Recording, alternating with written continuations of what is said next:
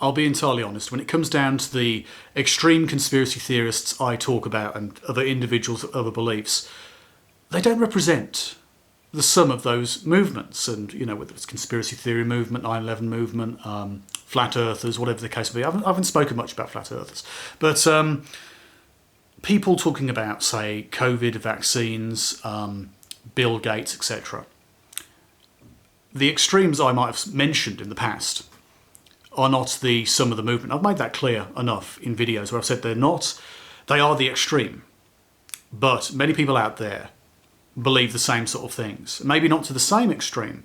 And they're certainly not as passionate in the same way. And they're certainly not making videos in the same way where they're ranting at the camera.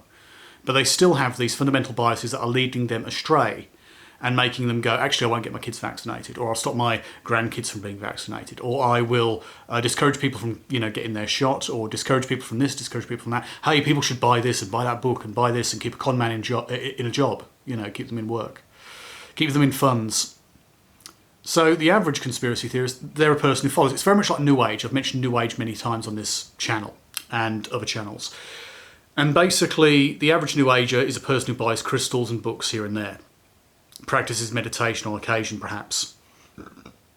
They might well have a number of wacky beliefs, but it doesn't really interfere with their everyday life. They usually have a job, they usually have a life, they might have a family, any number of things. They're not completely intellectually retarded.